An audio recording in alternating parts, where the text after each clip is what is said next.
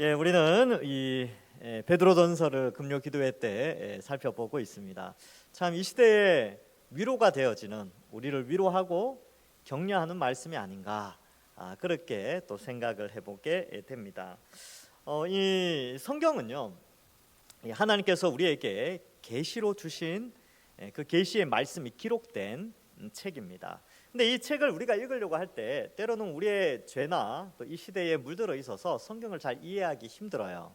그런데 감사하게도 하나님께서 특별히 성령 하나님을 우리에게 보내어 주셔서 성령이 우리의 지성을 변화시킵니다.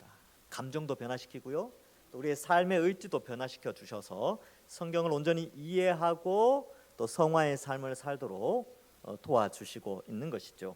오늘 이 밤에도 여러분 이 성경을 살필 때에 성령 하나님께서 여러분들에게 빛을 쫙 비춰주셔가지고 이 내용을 명확하게 알고 그 빛으로 말미암아 성경을 이해한 우리가 또 성경대로 살아갈 수 있도록 성령 하나님께서 역시 성화의 역사로 우리를 인도하여 주실 줄 믿습니다.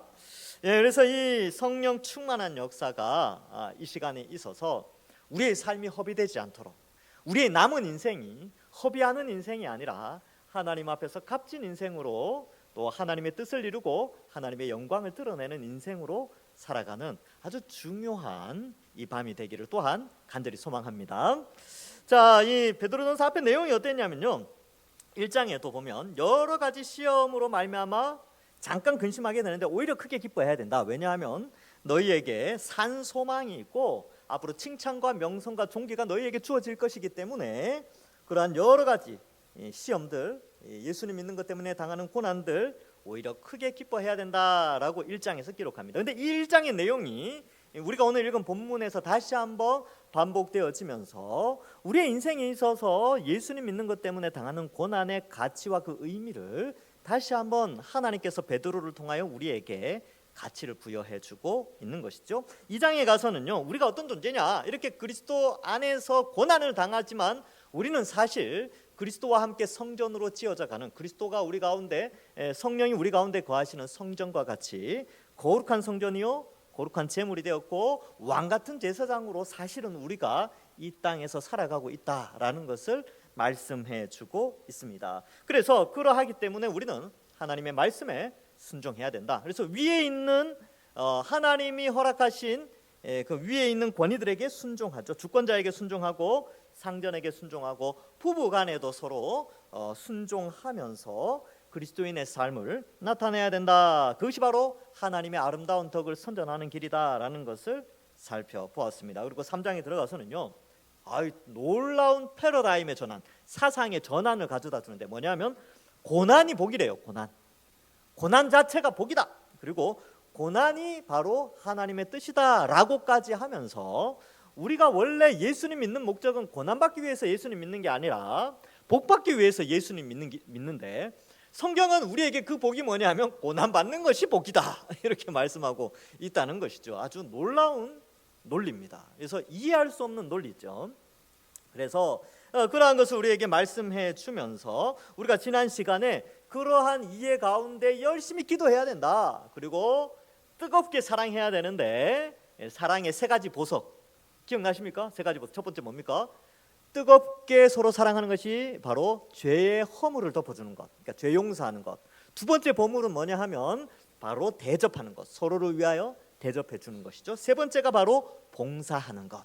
그래서 지난주 설교는 잘 기억나지 않는데 사진은 기억나시죠? 지난주 예배 참석하신 분들. 그래서 그 반지가 이렇게 있었잖아요. 위에 보석 3개 딱 박혀 있는 거 생각나시죠? 그래서 죄 용서, 대접, 봉사, 요 보석이 있고 링은 바로 기도다라고 설명을 해드렸습니다. 자, 그러한 배경 가운데서 이제 다시 12절에 들어와서 1장에서 이야기했던 이 책의 이 서신서를 쓴 목적을 다시 한번 상기시키고 있습니다. 사랑하는 자들아, 12절에 보면 너희를 연단하려고 오는 불시험을 이상한 일 당하는 것 같이 이상히 여기지 말고라고 기록하고 있지요. 여기 보면 이 너희를 연단하려고 이렇게 되어 있죠. 이 연단이라는 단어를 찾아보니까요, 사람을 테스트하거나 성장시키기 위한 시험, 하나님의 시험, 이렇게 단어 사전에서는 해석을 하고 있습니다. 물론 이 단어를 가지고 유혹이라고 표현될 때도 있지만 이 단어는 같지만 문맥에 의해서 해석을 하면 바로 테스트, 트라이얼 뭐 이런 의미인데 우리를 성장시키기 위한 시험이다 이렇게 이해할 수 있습니다. 그런데 그 시험이 어떤 형태로 오느냐 하면 불시험으로 온다는 거죠. 근데 이 사실 불시험이라고 돼 있고 앞에는 연단이라고 돼 있으니까 좀 헷갈리는데 이 불시험이라는 단어가 사실은 불길입니다. 불길, 타오르는 불길. 그러니까 왜 타오르는 불길로 했냐면 여러분 이 고난이요 그냥 따뜻하게 오는 게 아니에요. 뜨겁게 옵니다. 아프게 와요. 불에 데워 본 적이 있습니까? 예, 불에 데우면 아프죠. 예. 그래서 불은 아주 무서워요. 저 멀리서 이제 제가 예전에 화재를 목격한 적이 있는데 아주 큰 집이 불타고 있는데 거리가 거의 제 기억에는 한 50m 정도 됐는데도 그렇게 먼데도 열기가 막 전해오는 거예요. 열기가. 와, 불이 이래서 무섭겠구나. 그래서 그 주변에는 사람들이 갈 수가 없어요. 뜨거우니까. 불길은 그만큼 사람을 해치고 괴롭게 하는데 우리에게 오는 하나님이 우리를 연단하려고 즉 우리의 믿음과 신앙을 자라게 하기 위해서 오는 고난은요 이 불과 같습니다. 우리를 태워요. 우리를 불사르게 합니다. 그만큼 고통스러운 것이라는 것이지요. 신자들의 영적 연단을 위해 하나님께서 보내신 고난의 불길, 고통스러운 고난, 그것이 바로 여기에 나오는 불시험이다라고 해석을 하고 있습니다. 그래서 여러분 개인에게 예수님 믿는 것 때문에 오는 고난이 있어요. 각자가 아주 다양하게 올 겁니다. 그래서 1장에도 보면 여러 가지 시험이라고 표현하고 있습니다. 여기에서는 이제 불시험이라고 나오죠. 불길과 같은 사람을 태우는, 사람 속을 바짝 태우고 겉도 태우고 속도 태우는 그런 고난이 우리에게 오는데 그것이 이상하게 생각하지 말고 그것은 바로 우리의 믿음이 자라게 하는 하나님의 연단의 수단이라는 거예요. 그래서 여러분들 많은 사람들이 이렇게 막 걱정을 해요. 아이 목사님 요즘 힘들지 않습니까? 요즘 뭐 어렵지 않습니까? 어렵고 힘들죠. 그런데 어때요? 표정은 밝으려고 노력합니다. 왜요? 이제 말씀을 통해서 위로를 받잖아요. 아, 하나님이 나를 또 얼마나 성장시키려고, 나를 얼마나 귀하게 쓰시려고 이렇게 인도하시나. 저는 늘 그렇게 생각을 해요. 기뻐요. 그리고 이제 요게 넘어갔다 싶으면 또 다른 게 또 오거든요. 야, 요것도 넘어가면 하나님이 또 나를 귀하게 쓰시겠는데. 그리고 또 이제 요걸 또 넘어가잖아요. 또 다른 게 와요. 그러면서 우리에게 여러 가지 시험이 오는데 그걸 넘어가고 하면서 어떻게 되냐면 신앙의 근육이 발달하게 됩니다. 이 단단해지는 거죠. 제가 헬스를 안 합니다. 지금은 안 하는데 제가 이제 이제 헬스장을 등록을 했다가 잘 안 되더라고요. 그런데 이 근력이라는 게 자랄 때 보면 그래요. 이제 아령을 이렇게 5kg짜리를 이렇게 들지 않습니까? 그러면 5kg짜리를 막 들다 보면 그 5kg에 맞는 근력이 생겨요. 근데 그 이제 나중 되면 예전에는 막 20개 하기도 힘든데 나중에는 한 50개도 한단 말이죠. 그러면 그때는 이게 뭐라 그러죠? 양을 올려야 돼요. 7kg, 뭐 6kg 이렇게.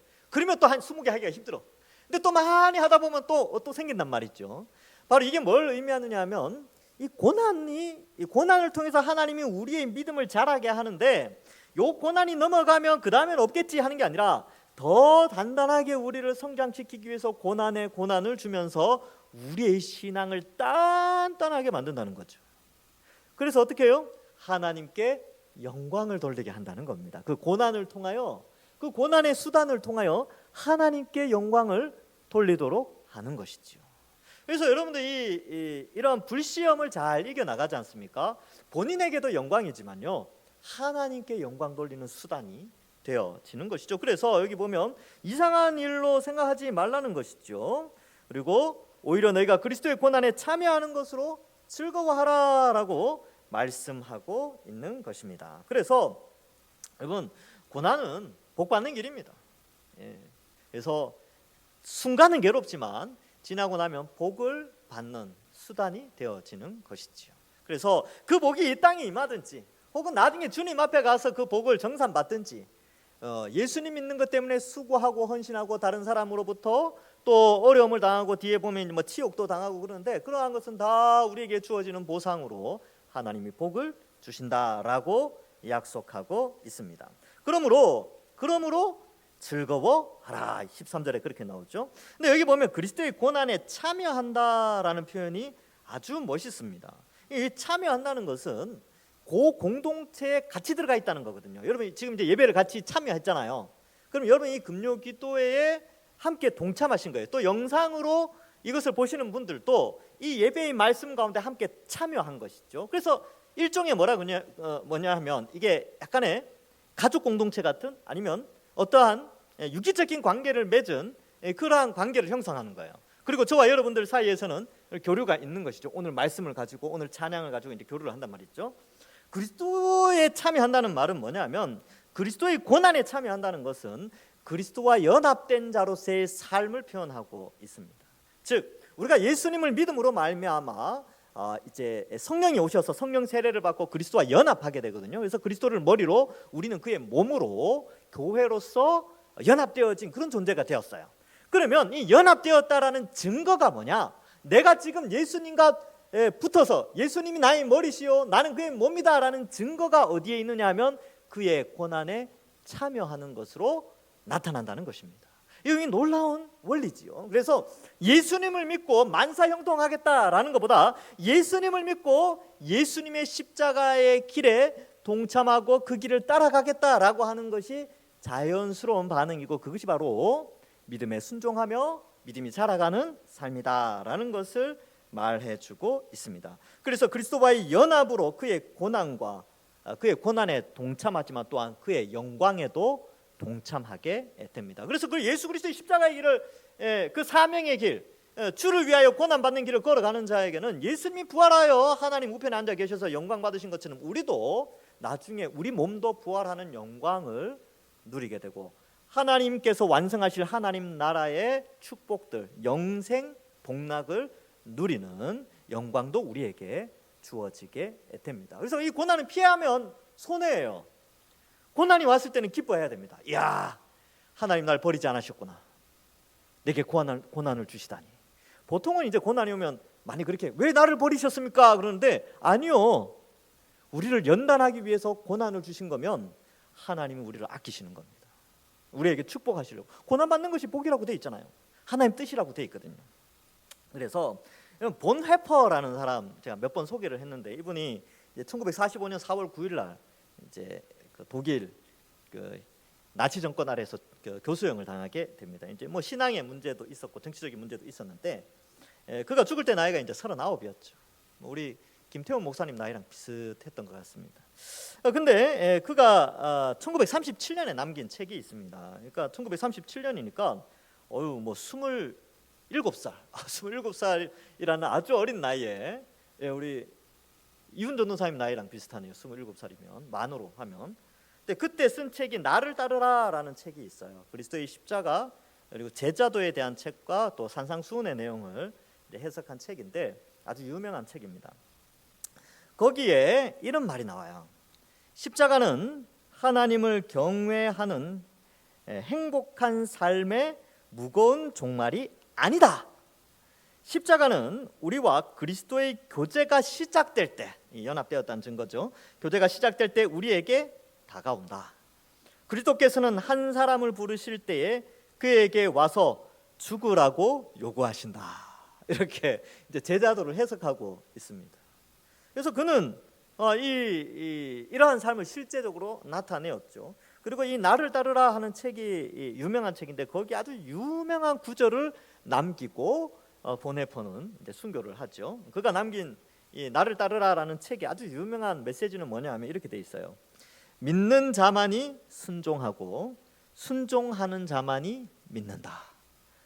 평범한 말 같은데 누구도 하지 않은 말이었고 보네포가 한 말이어서 오늘날 많은 이제 신학자들이 이 구절을 굉장히 깊게 이제 믿고 있어요. 그리고 이 명언으로 신앙의 명언으로 그렇게 인정하고 있습니다.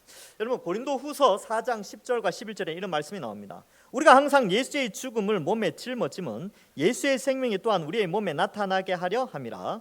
우리 살아있는 자가 항상 예수를 위하여 죽음에 넘겨짐은 예수의 생명이 또한 우리 죽을 육체에 나타나게 하려 함이니라. 사도 바울도 역시 그리스도를 믿고 그리스도와 연합된 자로서 자기에게 오는 예수님 믿는 것 때문에 오는 고난의 의미를 이 고린도후서 4장 10절과 11절에서 나타내고 있죠. 생명을 누리기 위한 고난이다. 영생을 누리기 위한 고난이라는 것을, 그리스도의 그 영생, 부활 영생이 나에게 주어진다는 증거로 내가 지금 고난을 받고 있다라고 말하고 있다는 것이죠. 그래서 우리가 왜 고난에 동참해야 하는가? 그것은 바로 우리가 그리스도와 연합했다라는 증거 때문에 그렇습니다. 그래서 주님 나타나실 때 그 고난이 영광으로, 우리가 주님 만날 때 우리의 고난이, 주를 위한 고난이 하나님 앞에 영광으로 드러난다는 사실을, 그래서 하나님께도 영광이고요, 우리에게도 영광으로 나타난다는 사실을 우리가 기억하기 때문에 즐거워하게 되는 것입니다. 여러분, 우리 주님 만날 날 얼마 남았습니까? 저는 그랬으면 좋겠어요. 제가 살아있을 때 예수님 다시 오시면 제일 좋고, 그렇지 않는다 할지라도 제가 생각해보세요. 과연 내가 몇 년 후에 예수님 만날까? 생각을 해봐죠. 여러분들은 한번 해보시기 바랍니다. 한 번씩 저는 생각합니다. 내가 주님 만날 날, 이제 해가 바뀌었으니까 이제 몇 년 남았겠네. 100년 잡을까요? 100살? 그러면 이제 여러분들 어떻습니까? 여러분 몇 년 남으신 것 같습니까? 얼마 안 남았어요. 생각보다 많이 안 남았습니다. 주님 얼굴 만난 날. 그러면 그때에 주님 앞에 섰을 때에 우리가 어떠한 영광을 받기를 원합니까? 그 영광은 바로 우리가 이 땅을 살아가면서 십자가의 길에 동참하고 그리스도와 연합하여 주를 위한 수고와 헌신과 이러한 것들을 통하여서 우리의 영광이 드러나고 하나님께서 영광을 받으시는 것이지요. 그럼 우리가 이 짧은 인생 어떻게 살아갈 것인가 한번 생각해 봐야 하는 것이지요. 자, 그래서 14절에 너희가 그리스도의 이름으로 치욕을 당하면 복이 있는 자로다. 이 말이 아주 멋지죠. 치욕을 당하면 복이 있대요. 보통 우리는 치욕을 당하면 저주를 받았거나 치욕을 당하면 열받죠. 복이라고 생각하지 않아요. 근데 여기 이제 조건이 있죠. 그리스도의 이름으로 치욕을 당해야 돼요. 그러니까 자기가 잘못해가지고 요거도 먹는 거 말고, 그 뒤에 나오죠. 살인이나 도둑질이나 악행, 남의 일 간섭하는 걸로 치욕을 당하는 거 말고 그리스도의 이름으로 치욕을 당하는 거. 복음 전하고 남을 돕고 죄 용서하고 대접하고 봉사하고 이러한 주의 몸된 교회 공동체를 위하여 또 영혼 구원을 위하여 당하는 많은 고난들, 치욕들, 그것은 바로 복 있는 자의 모습이다라는 것을 말해주고 있습니다. 그래서 베드로전서를 읽어보면요, 복에 대해서 많이 이야기를 해요.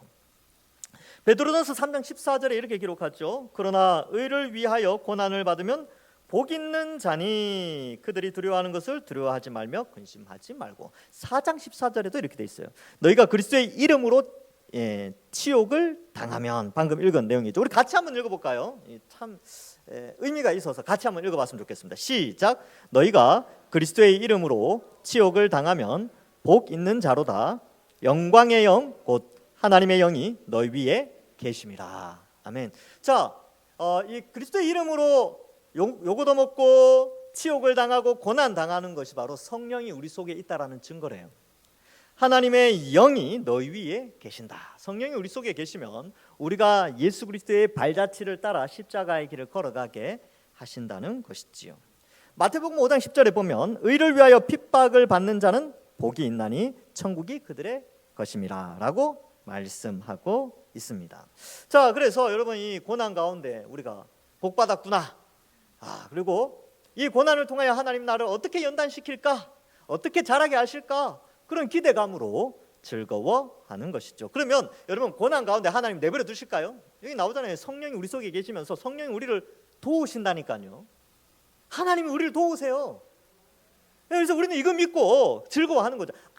네가 알아서 해 그러면 얼마나 슬픕니까? 얼마나 괴롭습니까? 근데 성령이 우리를 도우십니다. 하나님이 우리를 도우십니다. 그래서 시편 42편 5절에 내 영혼아 네가 어찌하여 낙심하며 어찌하여 내 속에서 불안해하는가? 너는 하나님께 소망을 두라. 그가 나타나 도우심으로 말미암아 내가 여전히 찬송하리로다. 아멘. 이제 나타나는 게 아니라 우리 속에 거하신다니까요. 성령이 우리 속에 거하셔서 우리를 도우시기 때문에 우리는 고난 가운데 낙심하지 않고 하나님을 찬양하게 되는 것이지요. 그래서 이 고난은 고난이 복인데, 복받는 길인데, 또한 이 고난으로 말미암아 하나님을 높이는, 하나님을 찬송하고 하나님께 영광을 드러내는 수단이 바로 이 고난이다라는 것이죠. 교회도 마찬가지죠. 교회가 어려움이 있을 수 있죠. 가끔에 우리 동산교회도 참 어렵잖아요. 공사하는 것도 그렇고 좀 오르내리기 힘들죠. 그리고 또 하여튼 뭐 여러 가지로 불편한 것도 많아요. 뭐 여러 가지로 뭐 있죠. 그런데 이러한 고난 가운데요, 교회를 연단시킨다라고 생각해 보세요. 우리를 연단시키기 위하여 이런 어려움을 주시는구나. 그리고 우리가 이 일로 말미암아 더욱더 기도하고 서로 뜨겁게 사랑하고 또 허물을 덮어주고 대접하고 봉사하는 이 일로 말미암아 우리가 연단되어진다면 이 고난은 우리에게 즐거움이 되어지는 것입니다. 그래서 우리가 기뻐하는 것이지요. 그래서 물론 그 순간은 힘들 수 있어요. 순간은 힘들고 어렵지만 이 일로 말미암아 교회가 성장하고 자란다. 평안하여 든든히 서 나가는 과정 가운데 고난이 있다는 것을 우리가 알게 되는 것이죠. 자, 그러므로 우리가 하나님께 영광을 돌린다. 자, 그러면 15절에는 아까 말씀드렸잖아요. 이제 뭐 일반적인 나쁜 짓 해가지고 고난 받는 것은 의미가 없다는 거죠. 16절, 만일 그리스도인으로 고난을 받으면 부끄러워하지 말고 도리어 그 이름으로 하나님께 영광을 돌리라. 지금 여기 보면 그리스도의 이름으로 16절에도 그 이름으로 라고 하면서 하나님께 영광을 돌리라 라고 되어 있습니다. 고난 받는 것을 통하여 하나님께 영광 돌리는 것이 바로 하나님의 뜻이요 복 받는 길이죠. 그래서 우리가 고난 가운데 있을 때 고난을 어떻게 대처하고 지혜롭게 대처하는가를 통하여서 하나님이 영광 받으십니다. 그래서 제가 만약에 이제 이 뭐 어떤 어려움이 있는데 이걸 잘 지혜롭게 극복해 나가잖아요. 그러면 누가 영광 받으시냐면 하나님이 영광 받으시는 거예요. 여러분들도 마찬가지죠. 여러분 인생 가운데 가정에서 직장에서 자녀들 양육하면서 여러 가지 사람들 만나면서 힘들고 어렵고 예수님 믿는 것 때문에 당하는 고난이 있는데 그 고난을 지혜롭게 잘 극복해 나가면 세상 사람들이 어떻게 하겠습니까? 칭찬하겠죠. 그리고 어때요? 야, 역시 예수 믿는 사람들은 뭐가 달라도 다르네. 그런 말 듣는 것이 하나님께 영광 돌리는 겁니다. 그래서 하나님도 그런 불신자들 입에서 야, 그래 역시 예수 믿는 사람들 뭐가 달라도 다르네, 참 좋다, 참 대단하다 이런 말 들을 때 하나님은 무슨 생각하시겠어요? 야, 십자가가 헛되지 않구나. 뭐 그렇게 생각하시지 않겠습니까? 그렇죠?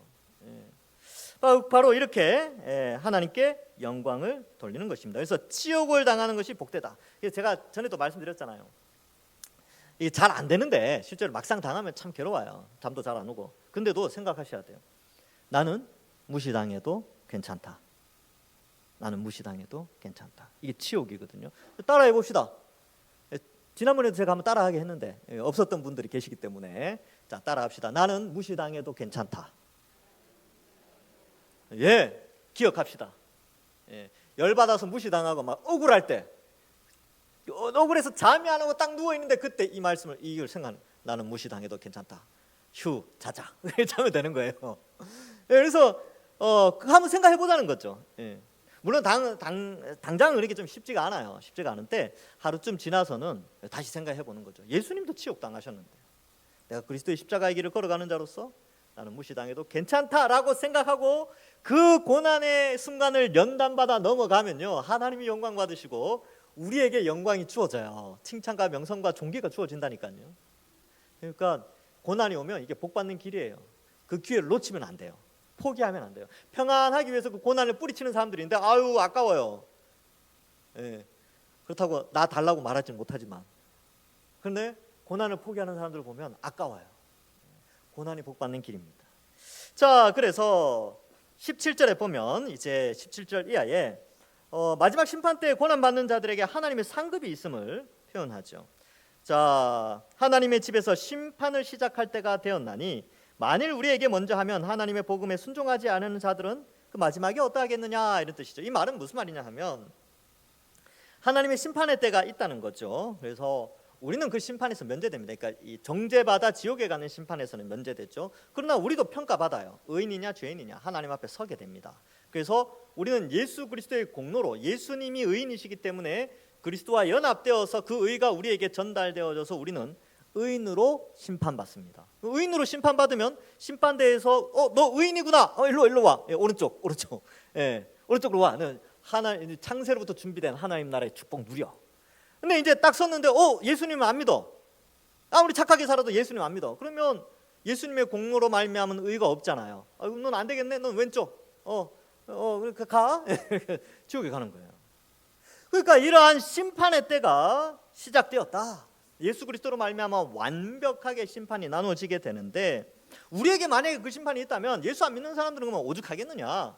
이거는 이제 약간 이 뭐라 그럴까, 실제 사실을 이야기하는 게 아니라, 어떻게 보면 우리는 반드시 구원받고 예수님 믿지 않는 자들은 반드시 심판을 받는다는 의미를 강조하기 위해서 문법적으로 이런 표현을 쓰는 것이죠. 또 18절에도 보면, 또 의인이 겨우 구원받으면 경건하지 아니한 자와 죄인은 어디에 서리요. 사실 의인이 겨우 구원받지 않습니다. 의인은 확실히 구원받아요. 근데 여기는 가정법을 쓰는 거죠. 만약에 겨우 구원받는다면 어떡할래? 만약에 원래 의인은 확실하게 구원받아요. 근데 혹시나 만약에 겨우 구원받으면 예수 안 믿는 사람들은 어떻게 될 것 같으냐? 엄청난 심판이 있지 않겠느냐? 그러니까 우리가 의인으로서 하나님 앞에 참된 구원의 때가 가까이 왔다. 그러니까 이 고난 받는 것에 대해서 너무 괴로워하지 말고, 그것이 복 받는 길이요, 또 그것이 하나님께 영광 돌리는 길이고 우리 개인에게도 영광스러운 일이다라는 것을 말씀해 주고 있는 것입니다. 그래서 19절에 보면, 그러므로 하나님의 뜻대로 고난을 받는 자들은, 여기 또 나오죠. 하나님의 뜻이 뭐냐라고 질문하는 사람들이 가끔 있는데, 하나님 뜻은 고난 받는 것, 이것도 있다는 거예요. 물론 다른 길도 있지만 고난 받는 것도 하나님의 뜻이에요. 그래서 여러분들 때로는 인생 살아가면서 어려움의 때가 있죠. 하나님의 뜻이 있습니다.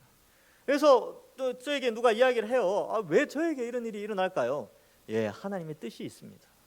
여기 성경에 나오는 내용 때문에 그래요. 하나님의 뜻대로 고난을 받을 때가 있어요. 연단받기 위해서, 자라게 하기 위해서 그럴 때가 있습니다. 하나님의 뜻대로 고난을 받는 자들, 예수님 믿는 것 때문에 고난을 받는 자들은 또한 선을 행하는 가운데에 그 영혼을 미쁘신 창조주께 의탁할지어다. 이게 무슨 말이냐면, 힘든 거 안다는 거예요. 힘든 거 아니까 선을 행하면서 그 고난 가운데 영혼을 미쁘신 신실하신 하나님께 의지하라는 겁니다. 이게 뭘 의미하냐면 기도하라는 거예요. 기도. 하나님께 기도하고 하나님께 맡기라는 거죠. 네가 뭔가를 해결하려고 노력하지만 네 지혜나 네가 가진 것 가지고 뭘 해결하려고, 그 고난을 극복하려고 하지 말고 하나님께 그냥 다 맡겨버리는 거죠. 그래서 기도하러 나온 거 아닙니까? 여러분들, 우리가 해결할 수 없는 것도 너무 많아요. 그러나 우리가 해결할 수 있는 것이 있다 하더라도 그것조차도 하나님께 의탁하는 것입니다.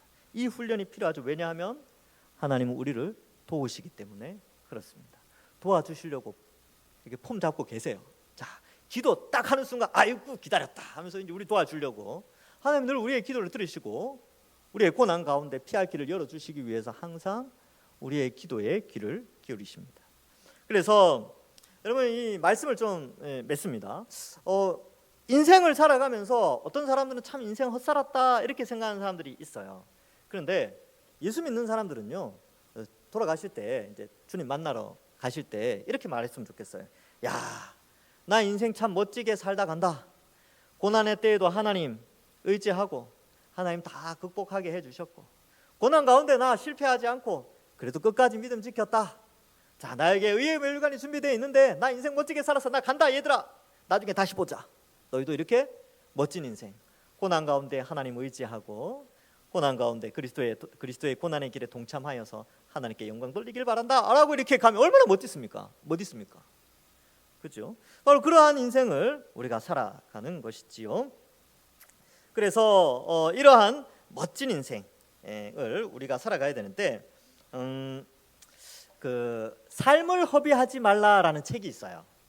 존 파이퍼라는 분이 있는데, 그분이 쓴 책에 삶을 허비하지 말라라는 책이 있는데, 거기에 삶을 허비하지 않는 삶을 강조하기 위해서 주장하는 내용이 뭐냐면 십자가의 길을 걷는 것이에요. 그러니까 삶을 허비하지 않는 인생은 십자가의 길을 걷는 사람이다 라고 하면서 이런 내용이 나옵니다.